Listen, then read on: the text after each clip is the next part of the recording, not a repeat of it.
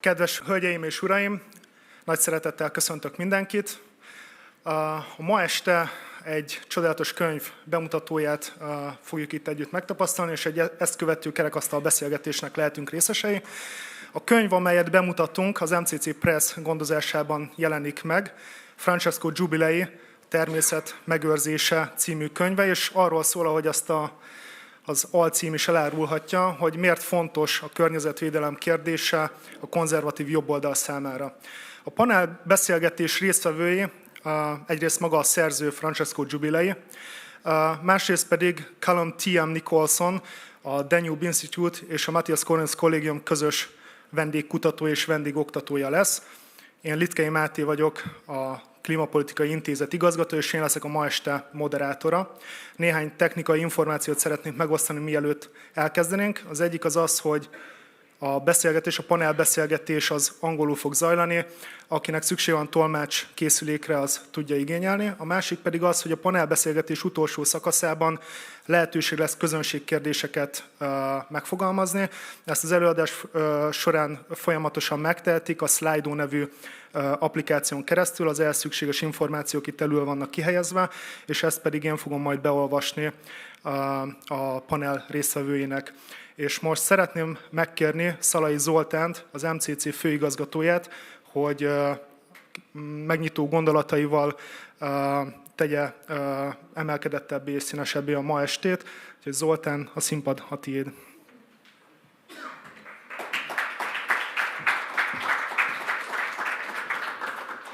Szeretettel köszöntök mindenkit.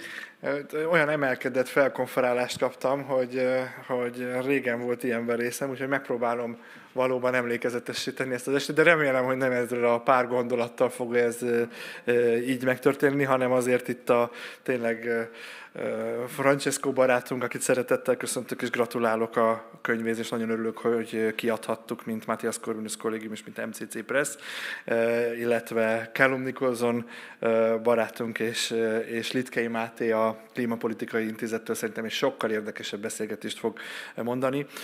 Amit én szeretnék röviden elmondani, az az, hogy az MCC nagyon fontosnak gondolja a könyvkiadást, nagyon fontosnak gondoljuk, hogy olyan magyar és külföldi szerzőknek a gondolatai is, mint amilyen Francesco, eljusson a magyar közönséghez. Olyan témákat, olyan könyveket, olyan szövegeket próbálunk, azt gondolom, hogy nagyon jó minőségű magyar fordításban eljuttatni az olvasókhoz, amelyek egyébként máshogy nem voltak eddig hozzáférhetőek, viszont azt gondoljuk róla, hogy a világnak az alakulását, a gondolkodását, a jövőnek az alakulását nagy részben befolyásolják, alakítják, és ezek a szövegek azok, amelyek fontosak ahhoz, hogy mi magyarok is minél jobban értsük a világot. Ugye a könyvkiadónak ez a koncepció, itt az előtérben lehet vásárolni a könyvekből, érdemes belelapozni, végignézni. Tényleg én abban a szerencsés helyzetben vagyok, hogy a könyvek nagy részét olvastam, és nagyon sokat lehet belőlük tanulni, és az ember nagyon sokat tud a saját munkája során, én magam is nagyon sokszor használom ezeket a gondolatokat. Francesco Giubilei a Természet megőrzése című könyvében ugye azt vizsgálja, hogy mit jelent a klíma és a természetvédelem. Ez a jobboldali konzervatív gondolkodásnak mindig egy nagyon fontos témája volt, de nagyon nehezen tudott ezzel a jobboldal mit kezdeni. És legyünk őszinték, hogy ezt a témát a baloldal pedig elég erőteljesen kisajátította. Éppen ezért nagyon örvendetes ez a lenyűgözően átfogó, és tényleg mind időben, mind korszakokban, mind területileg, mind pedig az interdisziplinaritás szempontjából itt Francesco Giubileinek sikerült áttekintenie ennek a témának egy konzervatív olvasatát, és azt, hogy hogyan tudjuk megőrizni, és a természetvédelemmel, a környezetvédelemmel hogyan tudunk egy más szemszögből hozzányúlni és hozzákezdeni. Mi az MCC-ben azt gondoljuk, hogy a természet öröksége és a környezetünk védelme az kiemelten fontos. Ugye tudjuk, hogy ez globálisan is egy nagyon fontos és sokat tárgyalt téma, ám nemzeti szinten is értekezni kell vele, éppen ezért hoztuk létre a Klímapolitikai Kutatóintézetet, amelynek segítségével ezt a témát folyamatosan próbáljuk feldolgozni. Úgyhogy mindenkinek javaslom, hogy kövesse a Klímapolitikai Intézet Facebook oldalát, föl lehet iratkozni a hírlevelükre, illetve a honlapjukat is, és ott tényleg nagyon fontos és nagyon érdekes érdekes rendezvények, előadások, publikációk, konferenciák és kiadványokat kaphatnak meg és érhetnek el. Nem is szaporítanám tovább a szót, és hogy valóban emlékezetes legyen, megkérném a beszélgetés és az este résztvevőit, hogy foglalják el helyüket. Francesco, Callum és Máté, várjuk az érdekes gondolatokat, és mindenkinek jó beszélgetést, érdekes kerekasztalt kívánok. Köszönöm szépen!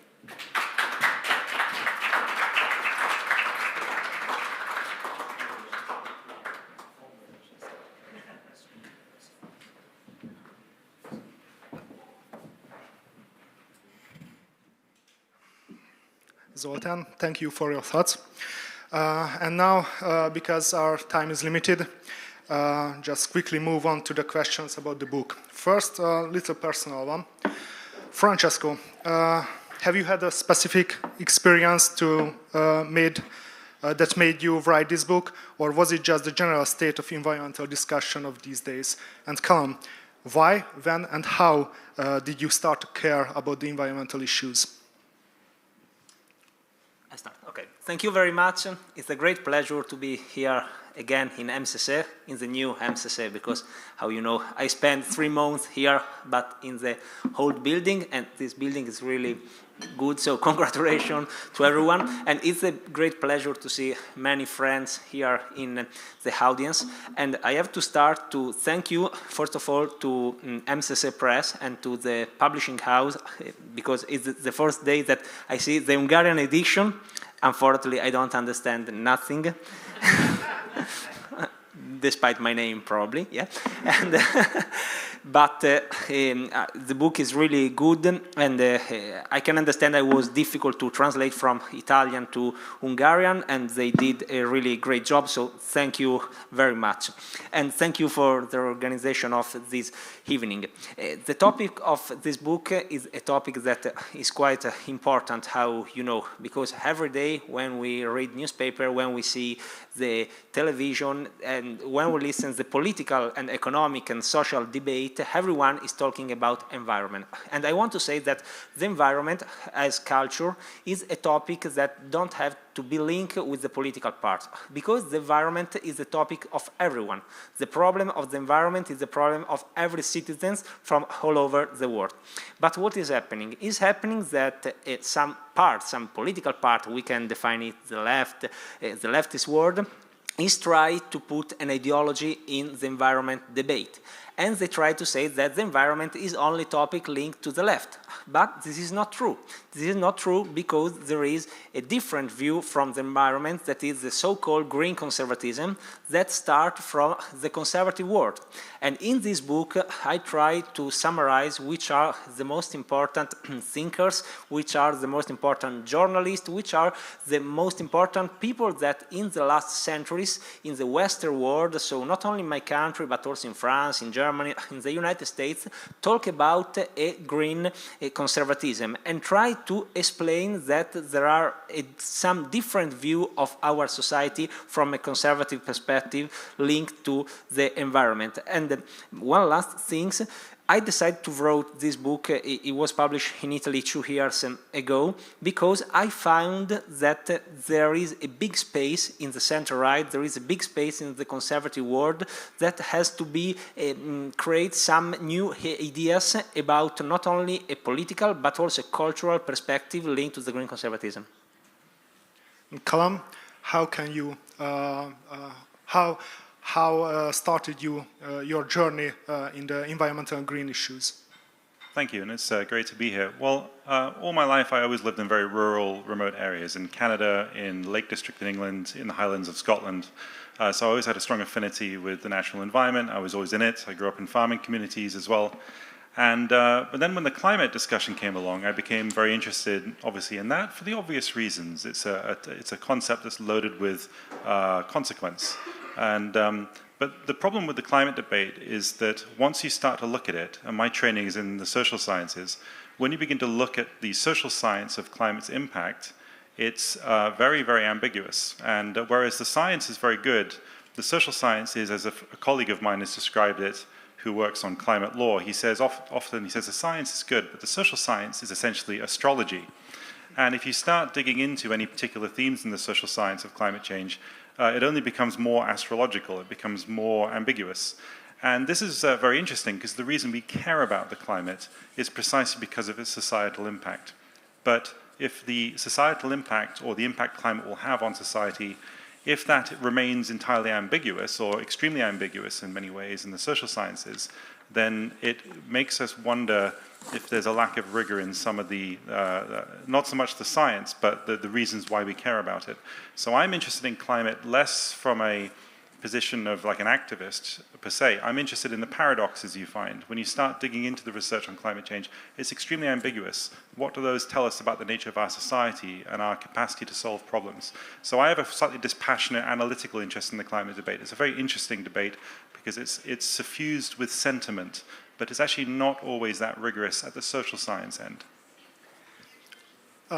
Francesco just mentioned that the liberals or the liberal left occupied this topic, and we, the conservative part of the society, try to take it back. But is it good for the issue itself? Because some argue that environmental protection and environmental issues in general should not become an ideological issue. What do you think? Can we or should we neutral in this topic?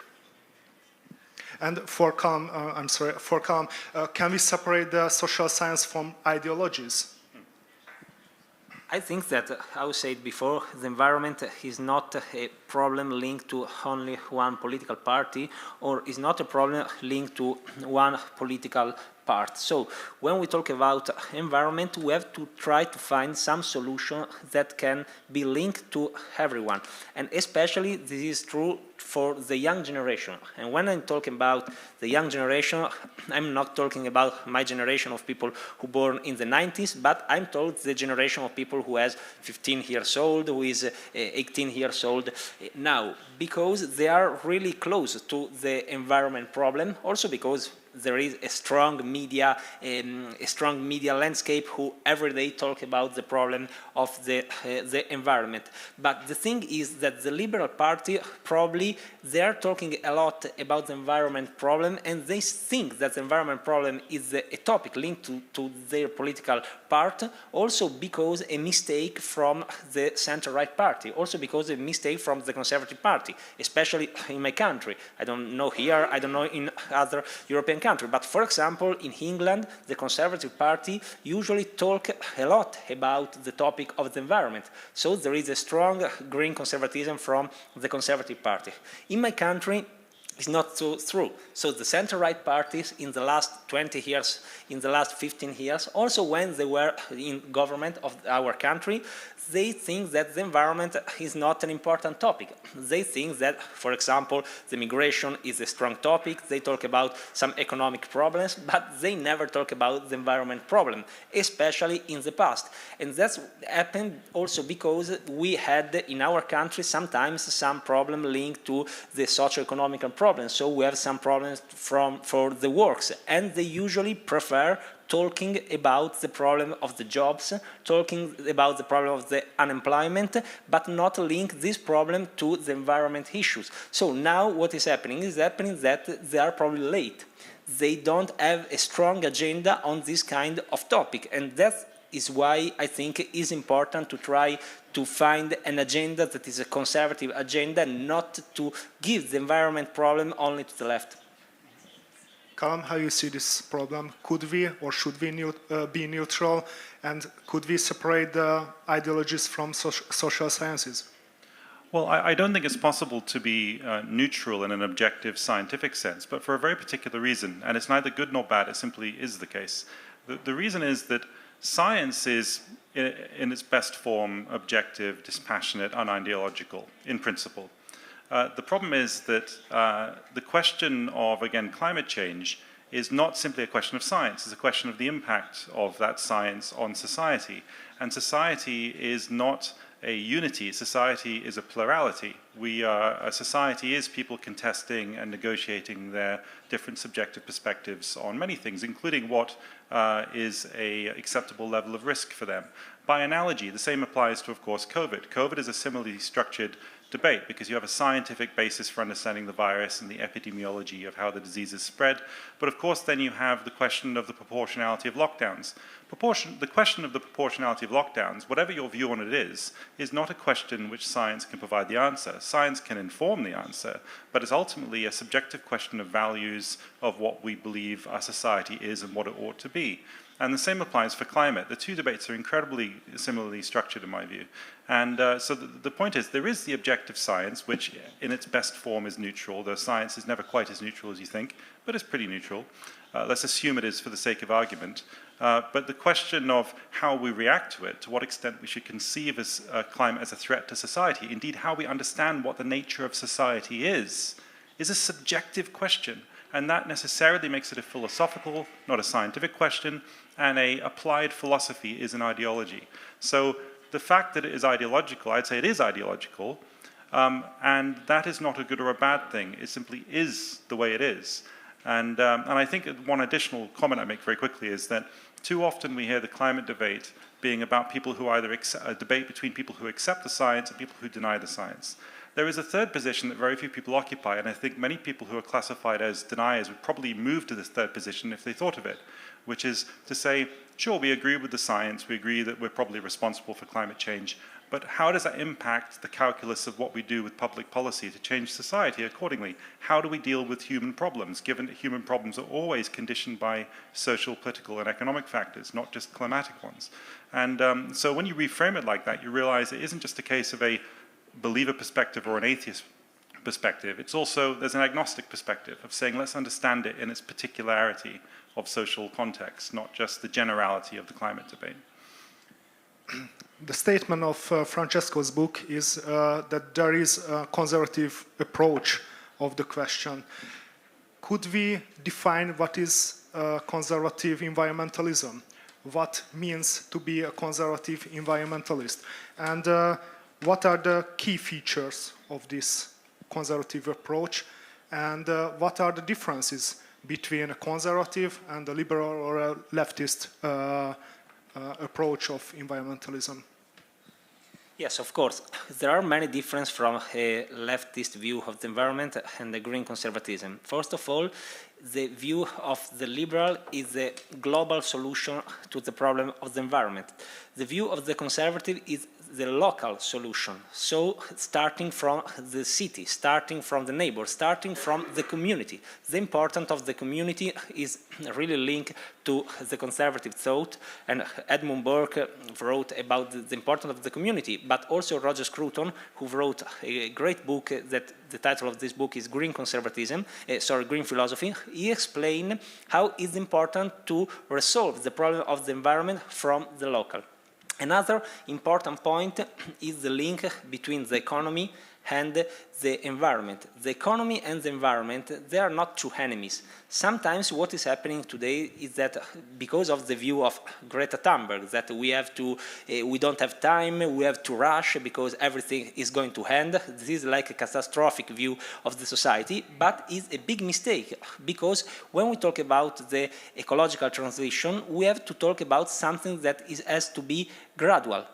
That require times. We can't go to a big industry, to a factory and say, from today to tomorrow, you have to change everything, you have to change the way that you produce. We can talk about, for example, the problem of the automotive, the problem of the car. You have here in Hungary some important factory, for example, in Esztergom, you have the factory, if I don't say a mistake, of Audi, and you also have the factory of Suzuka, if I don't say something wrong.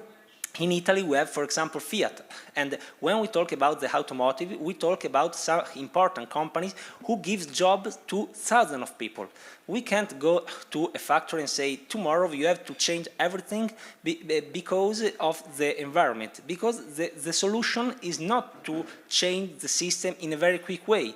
And this is happening, for example, maybe we can discuss it later, about the problem of the energy. We are living a strong problem about the cost of the energy in this moment because of the ecological transition. So the economy and the environment, they are not two enemies. and in the same time the view of the man. In this view of Greta Thunberg, of this liberal environment, that's starting from the view of Malthus. Malthus say that we are too many people in the world, so probably we have to stop the birth rate. But the view of the conservative is the view of the Christians linked to the environment. And when we read the Bible, in the Genesis, in the Bible, we can read about the nature and the man. And the man is not an enemy of the nature. The man and the nature are part of the world. So this is quite important. And no one says that the man don't do some mistakes about the pollution, don't do some mistakes about, for example, building many wrong things. But in the same time, for example, our country is one of the most beautiful countries in the world because we have a very beautiful nature. We have the sea in the Sicily, we have the mountains in the north, but in the same time, we have the heritage of the man. We have a lot of church, we have a lot of monuments, and this is thanks to the man. So we have also in this case to try to find a balance between the nature and the man. And one last thing, everyone is talking about environment, everyone is talking about, also today we are doing that, everyone is talking about the environment, but no one is talking about the nature.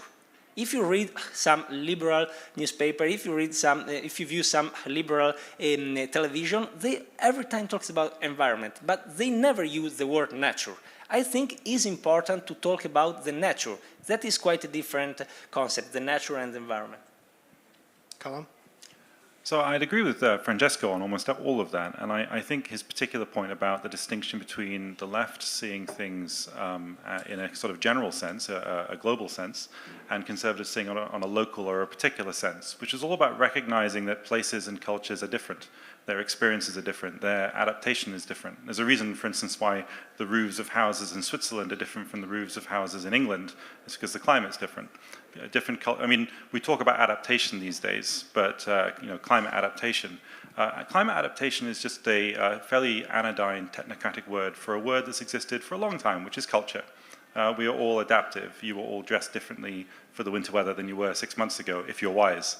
But I think there's two other things that I'd mention in terms of the difference between the left and the right.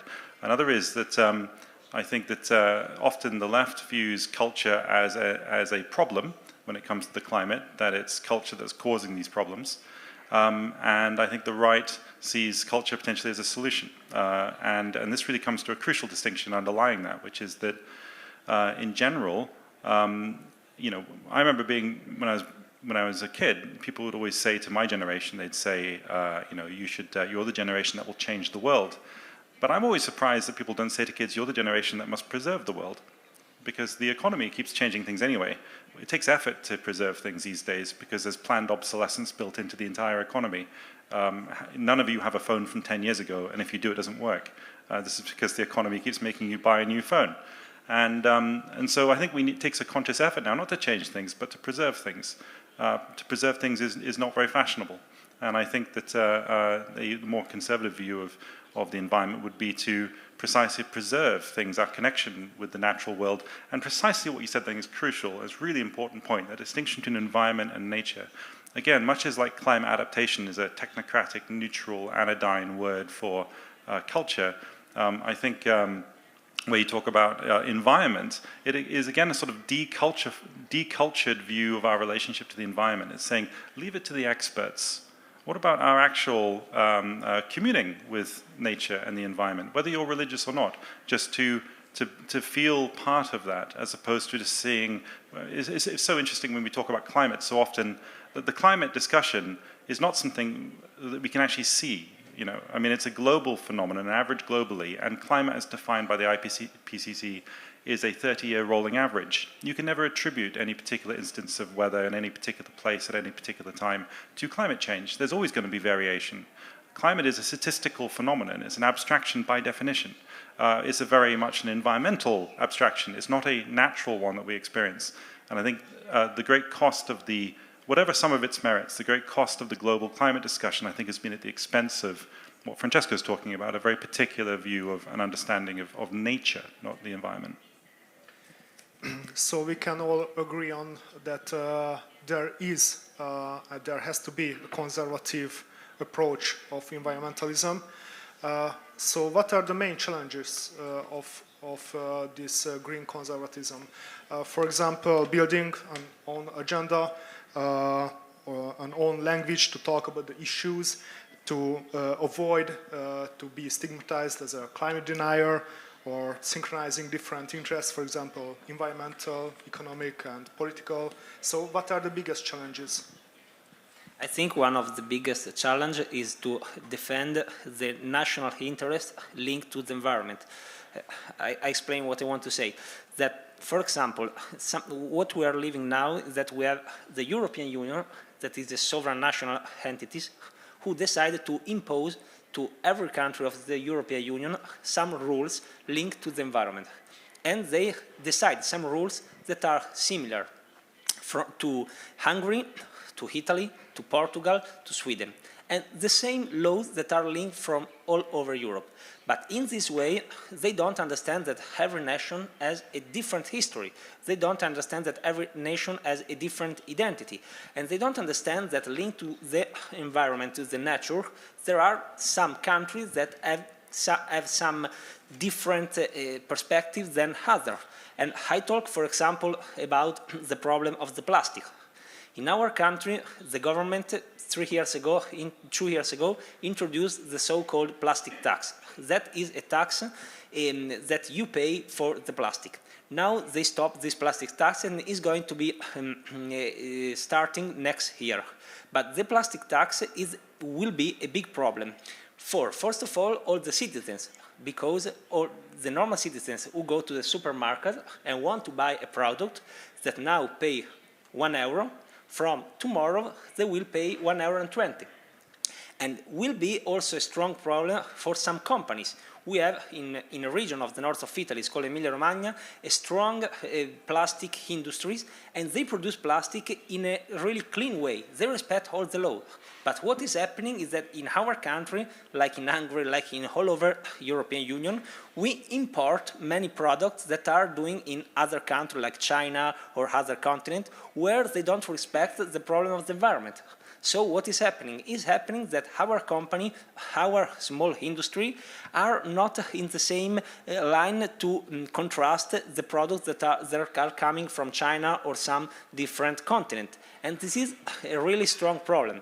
And one of the biggest problems linked to the ecological transition is the problem of the tax.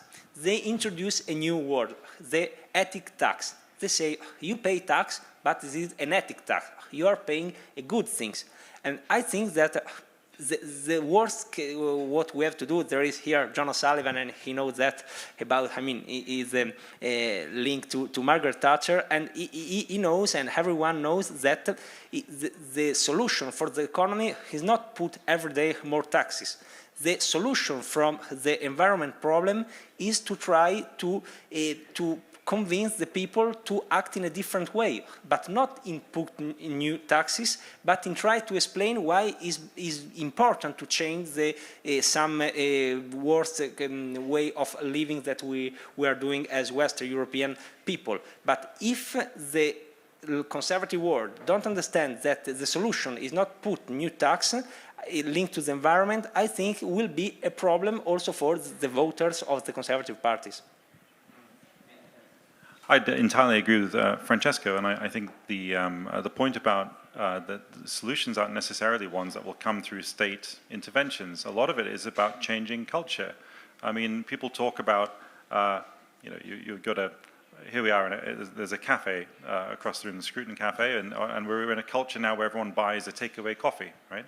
And you say, so the solution people would think is, oh, we should have recyclable coffee mugs or something. But ultimately, why do we have a culture where we go to cafes the whole time? Why don't we just bring a thermos like people used to, There's these sorts of cultural changes that we are so used to now that we don't consider it could be otherwise, but it could be. But there's an additional thing, I think, along these lines of what needs to change in terms of culture.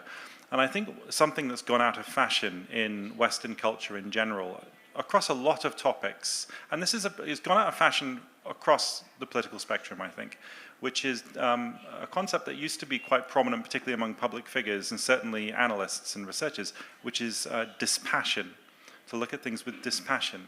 And dispassion and rigor in research and in coming up with public policy is akin to due process in law. And we know in the context of a lot of the movements going on in the world right now, often due process is the thing that falls first, because this due process is not, it's a slow, dispassionate process. But similarly, rigor in how we think is about dispassion. And there's one thing I think about the climate debate, and one thing I worry about, or the climate discussion, is that it's hugely emotional now. And it's emotional to the extent it's become tribal. And it's become tribal to the extent to which, if the conservative perspective, which is articulated by Francesco in this wonderful book, I think is a very sober presentation. But it's not a point of view that is often given a good faith reception by mainstream climate discussions. If you are someone coming from a conservative disposition, it's presumed that you are the worst caricature of that, which I think is extremely unhelpful, not just to conservatives, it's unhelpful for everyone, because a good debate, the truth of most things lies something in the middle.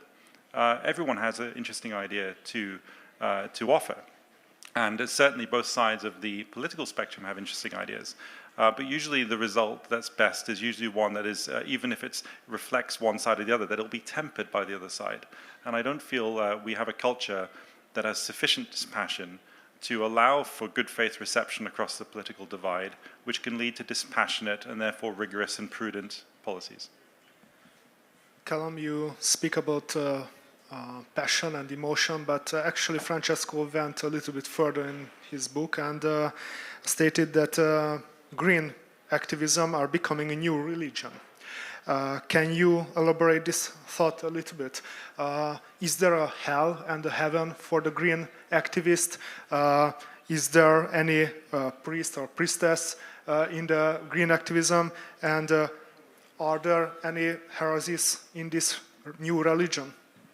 Yeah, I think that the environment is becoming a new religion. I mean, we are living, unfortunately, in a world, in a society, in the Western society, where our society is every day more secularized. So every day we are losing our roots, and every day we are losing our Christian and Catholic roots, for us as Italian, for you in general, Christian roots. And what is happening is that we are finding some new religion and some secular religion. And the environment is a new religion. Why I say that is a new religion? Because it is becoming to have the dogmatic view of a religion.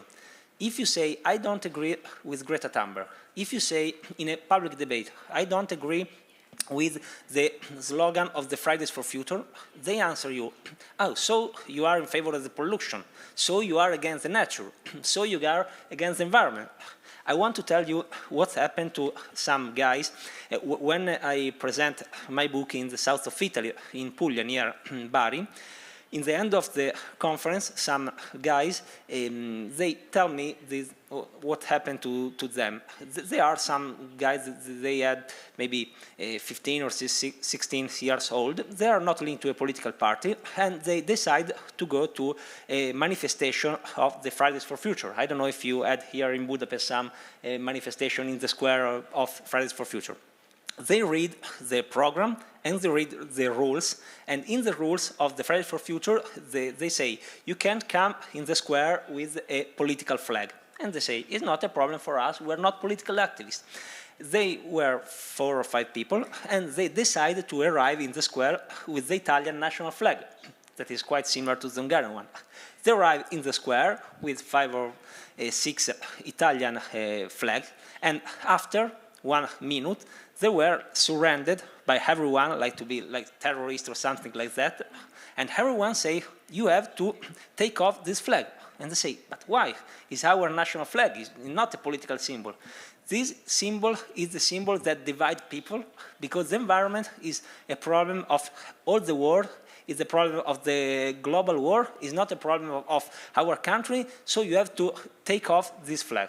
And these guys, they say, okay, they take off the flag, and the manifestation after, 2 weeks later, of course, they don't go to this kind of manifestation because they say this is a political manifestation because it's linked to one ideology that is how we know some globalist ideology. And that's why the environment is becoming a religion. Because if you have some ideas that are different from this view of Greta Thunberg and this kind of people, you are a kind of enemy. You are a kind of heretic.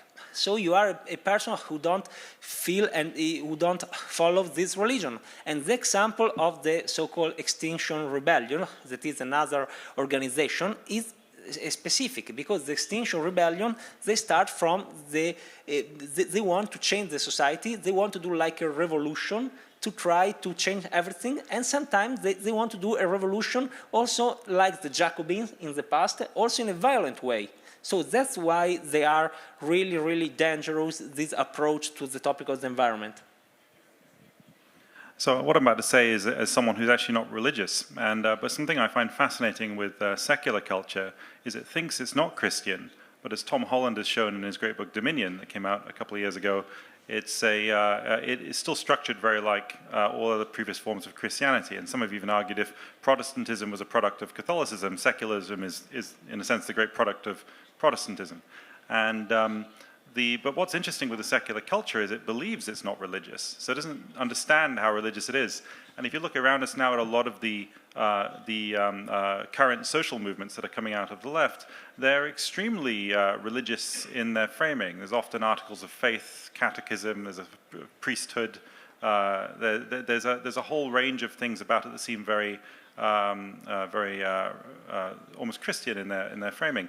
But one thing I think is particularly interesting, particularly when we start looking at the climate movement, is it reminds me a lot of millenarian movements. And throughout Christian history, if you look at the 11th century, for instance, in the 11th century, in the run-up to the year 1000, there was a concern that, that people in Christian Europe were thinking that Christ would return on the millennium of his birth, and that the sin would be wiped away and we'd establish the utopia. And it didn't happen, so they thought, well, probably maybe it's 1033 he'll show up, because that's the anniversary of 1,000 years of his death. And it didn't happen then either. But what's interesting, I think, and this is going to sound a bit like a conspiracy theory, and I do not mean it to, but my point is not, my point is more about an interesting pattern in the culture that recurs even though it's a secular culture. So it's not a conspiracy point. But it's interesting that in the West, we had in the run-up to the second millennium, we had the Y2K end of the world idea, and that didn't happen. And then in the last 15 years, we've had the growing sense of climate catastrophe that's coming. And if you look at the dates by which climate catastrophe is supposed to be happening, it's like 2033 thereabouts. It's all kind of 1,000 years on from the 1033 millenarian movement. Now, the point there is not to suggest some conspiracy, but more to say there are interesting cycles in the culture. And I think the secular culture we live in it's just as religious as previous forms of European or Western culture, but the big flaw is it's not aware it is. And I think that naivety is very dangerous, because you look around at people like Greta Thunberg, and she has the air of a charismatic child preacher who's almost saintly. And I'm sure she means well, but I think it's the fact she is so popular tells us something very interesting about ourselves as a culture, that we're needing these charismatic saints to lead us on issues, that we're turning to, on an issue of climate science, which is quite an advanced thing, we're turning to a high school dropout, essentially, or I'm not sure if she's a dropout, she wasn't in class a lot, was she? And so it's interesting that our main figurehead for something that's founded in advanced climate science is someone who hadn't even finished high school.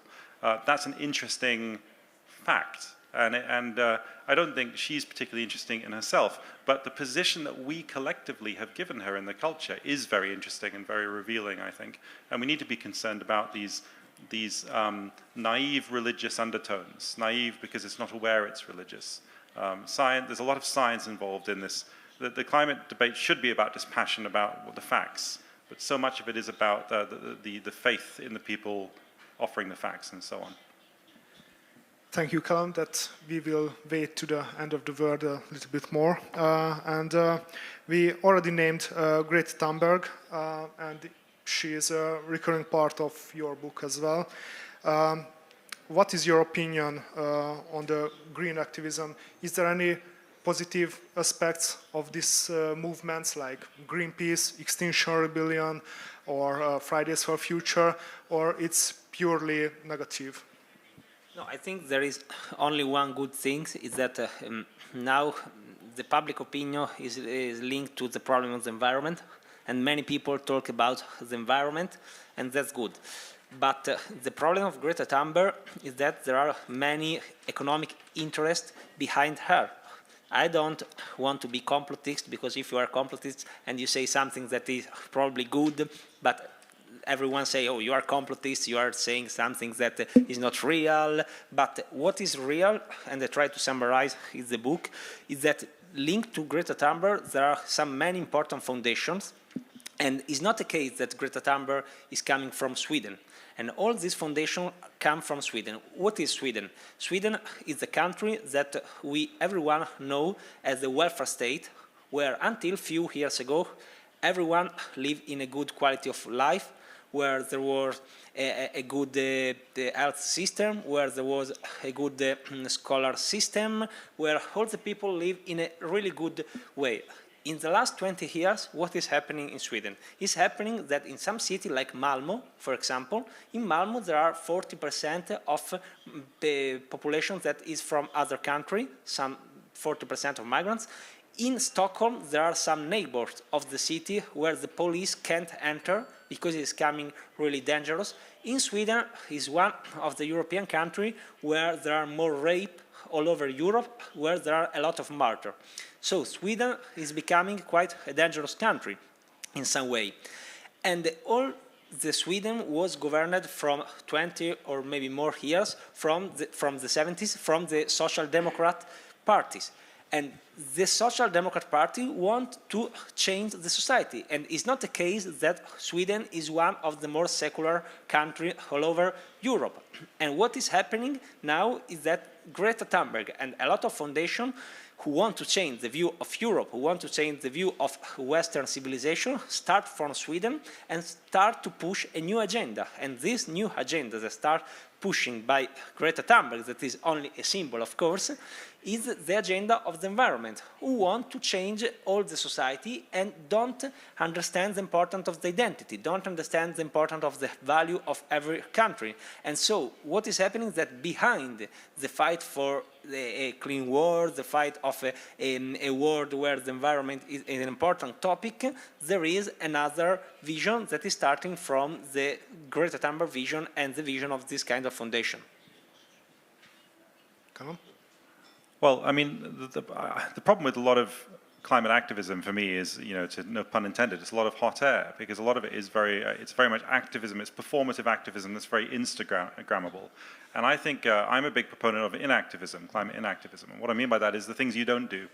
So for instance, I have this nice woolly jumper, which is comfortable but a bit hot under the lights.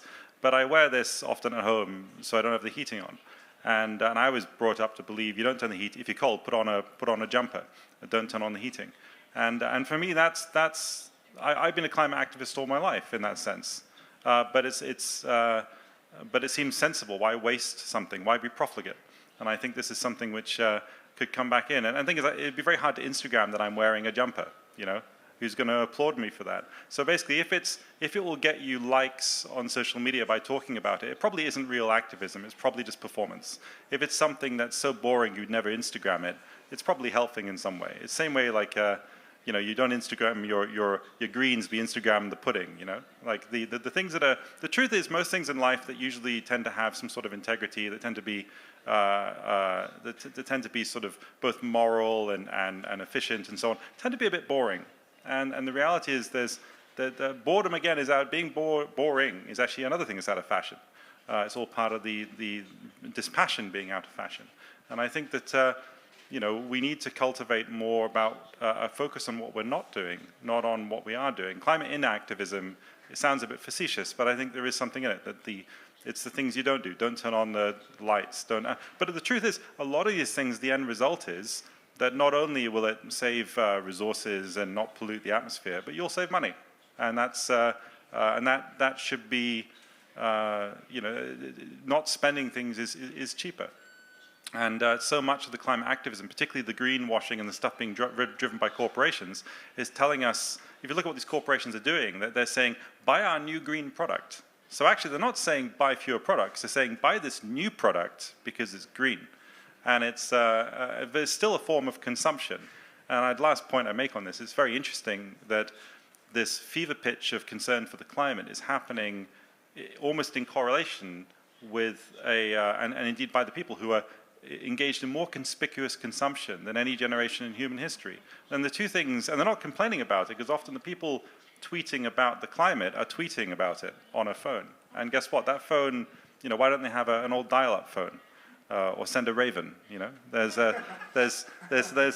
you know, but I'm joking a little bit, but I think that we need to be very conscious of just how performative and public-facing so much of what we term activism these days to be. I find a lot of it quite tedious, honestly. And you know, I don't think I've really changed my behavior towards climatic factors for 30 years, but I was doing it before it was fashionable. And indeed, the way I do it is entirely unfashionable. But I really recommend being unfashionable. When we're speaking about activism and the consumer society, for example, buying less stuff, then we are speaking about individual responsibility as well. Where is the red line for a conservative thinker in this case? Is this okay to buy less product, for example, but is it also okay to not having a kid because of the carbon footprint, or being vegetarian, or I don't know, other extreme examples? Where is the red line for a conservative person? I think that common sense is the answer. I mean, that we have to be free, and the freedom is the other answer. We don't have to live in a society where someone else has to impose the way that we have to live. I mean, one thing is the state that explains some rules that we have to respect, of course.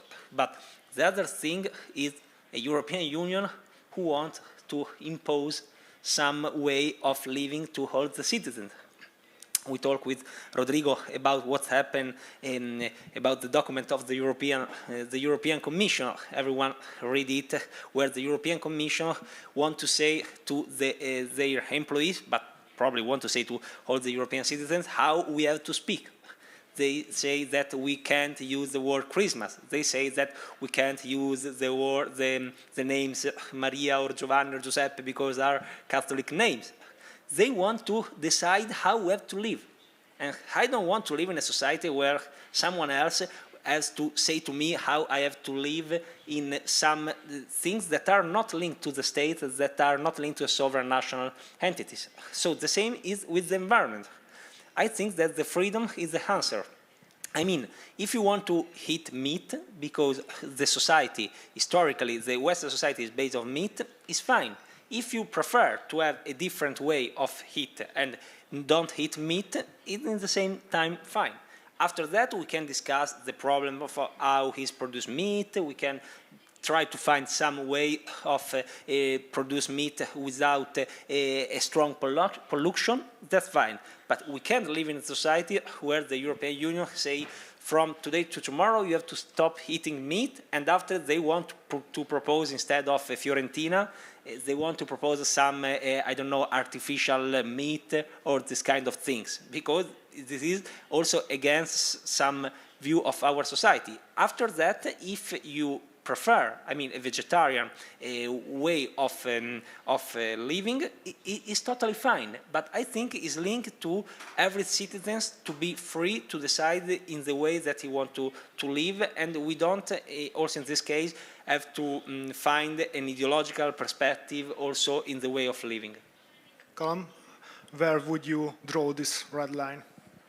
Well, I'd frame my response like this, that the way I've always thought about it, if you look at the political left and the political right, the far left and the far right disagree on the nature of the problem that we're facing. The center left and the center right agree on the problem, they just disagree on the solution. And I think the problem is, in recent years, what we've seen is the left thinking the right is the problem and they're the cure, and the right thinking the left are the problem and they're the cure. But I think that we need to return to this idea that maybe we share a common problem. And if you speak to people on the center left and center right, they're both concerned for the welfare of people in the contemporary world. They're both concerned for people whose jobs have moved overseas in the States, in so-called flyover country and so on, and the north of England, and the people who voted for Brexit in England were mostly Labour voters. Now they vote Conservative. It's the same group of people who've been left behind by things.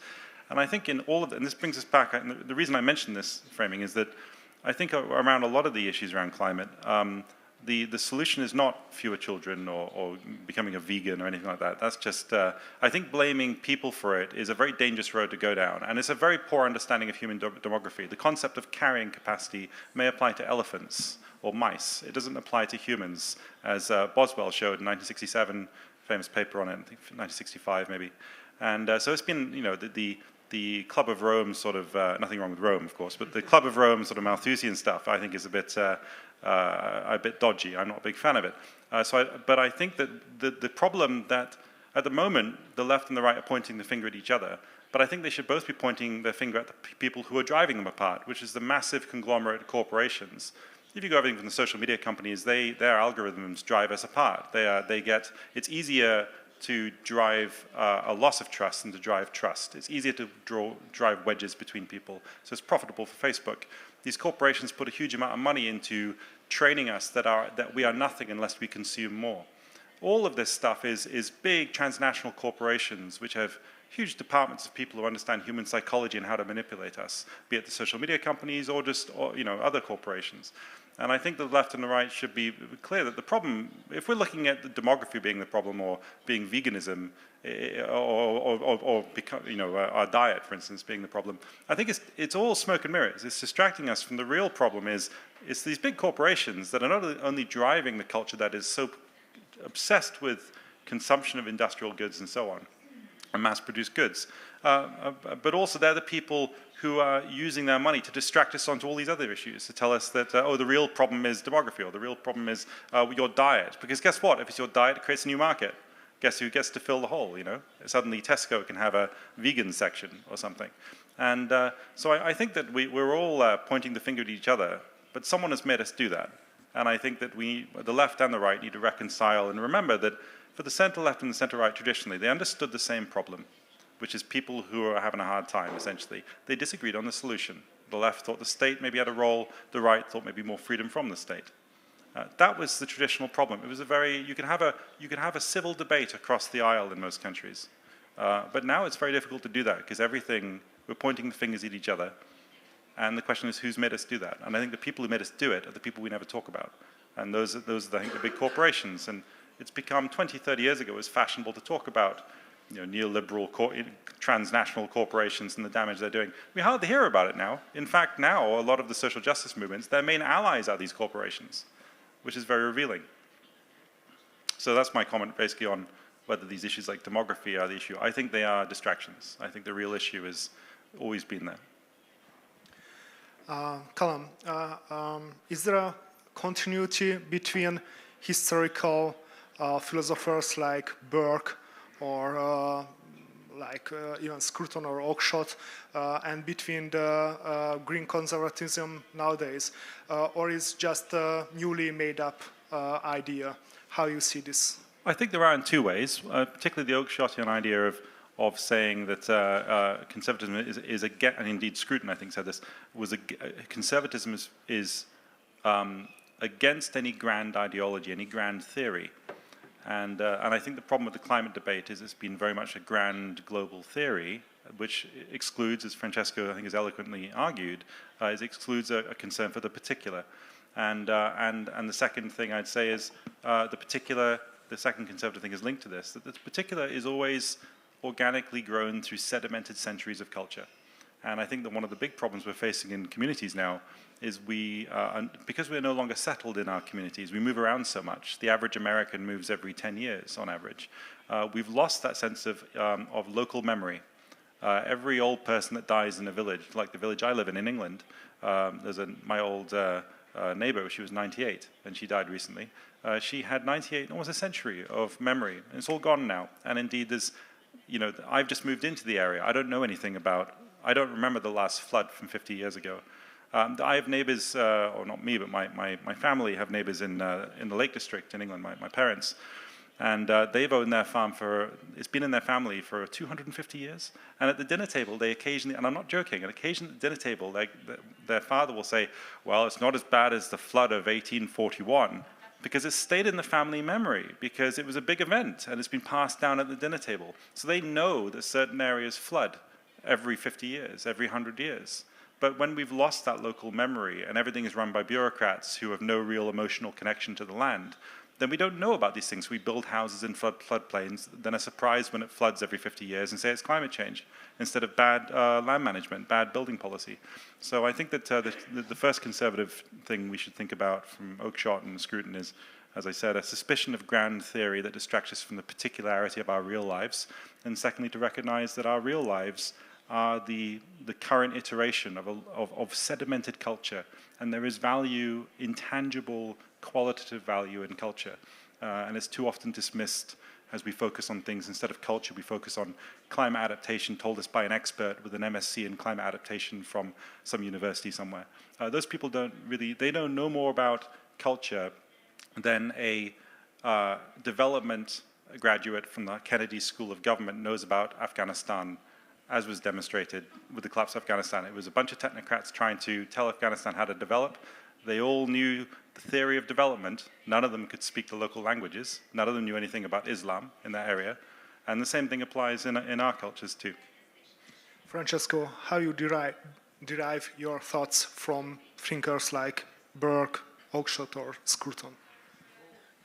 I think there is a strong conservative tradition who talk about the topic of the environment. You quote Scruton, you quote Burke, but we can also talk, and Callum talk about English or Anglosphere thinkers, but we can also talk about the German thinkers.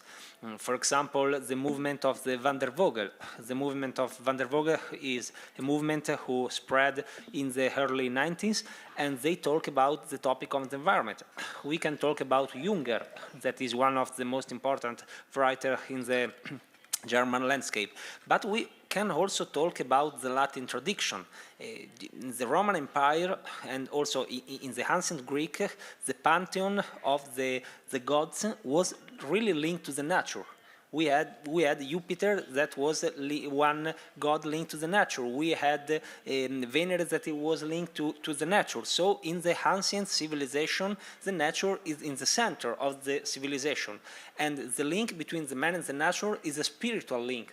So when we have to talk about the environment in the ancient civilization, we have to talk about a spiritual link that is sometimes summarized also in some important books, in some important poems, like, for example, Aeneid. In the Aeneid by Virgil explains how is important the link between the man and the nature. And the same are some important, for example, painters. We can talk about Leonardo da Vinci, and when Leonardo da Vinci wrote an important painting is called La Vergine e le Rocce. In La Vergine e le Rocce there is a link between the Virgin Mary and the nature.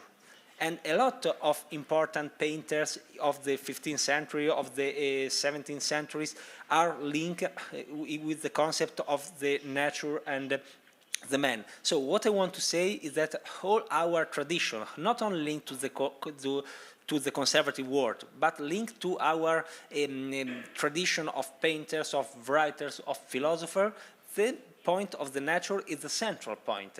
And it's only probably today that we forget how is important this relation, this real relation with the nature. Because sometimes today we talk about the environment and we think that to be linked with the nature is, I don't know, go to a park inside the city and walk in a park, so there are trees, so we're linked to the nature.